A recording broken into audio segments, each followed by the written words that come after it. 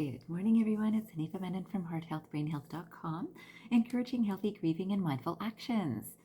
Now, first of all, I'd like to apologize for anyone who had tried to join me for the live stream meditation and self-inquiry this morning. I'm having some computer unease, and I'm not able to get into my YouTube live stream for some reason. So I wasn't able to go live, even though I was able to set it all up. But for whatever reason, so I've of course asked for some assistance through YouTube, and I have to see whether I get a response or if I can figure it out myself. I am using a different computer, and unfortunately, my previous computer is not doing so well. So anyone who wants to, send me an Apple computer for Christmas, I'm open to it. But otherwise, today I thought I might as well just make a video to share some information and some thoughts about my contemplative time today.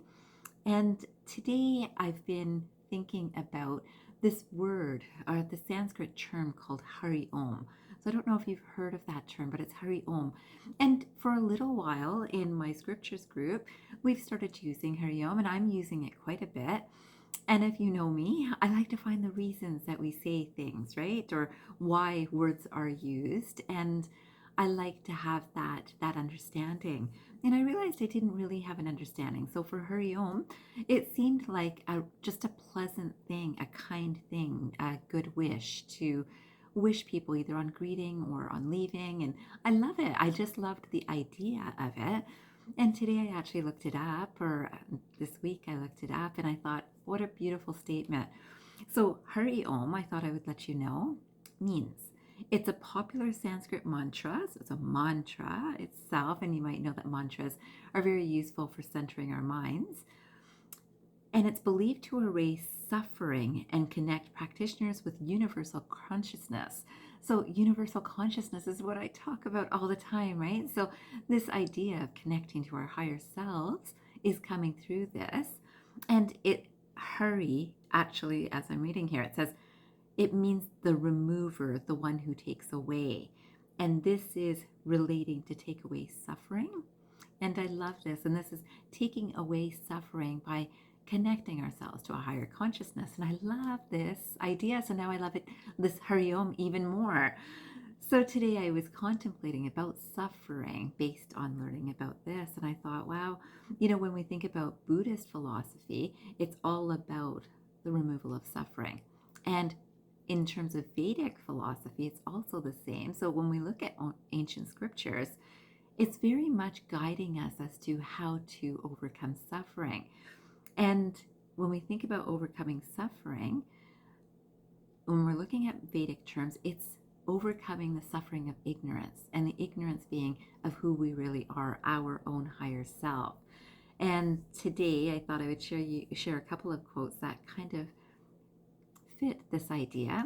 The first one that I came across is one by Ovid, and it says, "Be patient and tough. Someday this pain will be useful to you." I thought it was very interesting that I came across this quotation, because really, when I work with grief recovery or even brain retraining, I have to say that it is usually through some suffering that people learn something that they never could have otherwise, which is so interesting about our human experience, right? And anyone who has gone through, and I think we all have, gone through not easy times in life, you'll find that, wow, when you get to the other side of that non-easy time, it's really a beautiful awareness of, wow, if that hadn't happened, I wouldn't be this aware of myself or about people or about life. And of course, I would encourage that we learn the positive things to learn out of these things. Some people can become very bitter, as you might know, that when they've gone through something, and some people have gone through quite significant things, and whether we think about physical, mental, or emotional, and sometimes when they're in that not such good space, we can say, well, yeah, I can see why they would be that way, and that's our compassion to them. And when they get to, if they get to, a place beyond that suffering, they can often look back and say, wow, that really taught me this in a good way. And some people will say, well, that taught me this in not such a good way. And so it's good to have that mindful awareness of how do you go through your suffering. And probably not good to base it on what you're suffering through right now, but look back and see how did you go through times of suffering before and how are you looking at that experience today? Because how you're looking at it today will shape how you will look at the next suffering. And we do know that in life, it's not just that we go through one experience and we've learned for life, it's another experience comes and another experience comes, right? Until we do learn what we can learn about perhaps overcoming suffering. So the other quotation that I came across that I really like, and you might know that I like Kahlil Gibran, and this quotation says, out of suffering have emerged the strongest souls. The most massive characters are seared with scars. And I so believe this. So, in terms of when we look at people where we might be, or I certainly am, and I think you might be, kind of amazed with, wow, the things this person has gone through and what they are doing in their life. It's just amazing. And we know how many scars that they've been affected by or created from their life experience that sometimes we get the privilege, I'm going to say, to learn from too, and just as an observer that while people can go through some really not easy times and come out stronger because of it. And that's certainly something that I teach people through brain retraining and grief recovery. Most importantly for me, I definitely feel that unless we're understanding some of our experiences that have really created suffering, we might repeat and feel even stronger of that bitterness if we haven't corrected that response, right? So I would love for you to sit for 5 minutes today after this video and just think about how are you going through your experiences of suffering? Are you a person who is thinking, wow, I went through this with that thought of, boy, I went through that. I can't believe I went through that, or that person put me through that, or this experience went through that. It could be towards a friend, a relationship, a family member. It could be towards the medical system. It could be a doctor. It could be anything. But do you look back on it that way, or do you think, wow, I really learned something? And that's a completely different energy, right?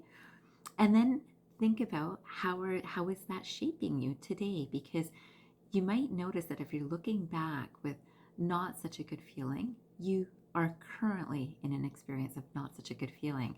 Because you might notice that at any time, we're going through good and not so good at any time. So something wonderful can be happening. We'll also be aware of something that's not so great happening, but we can focus on the thing that's wonderful.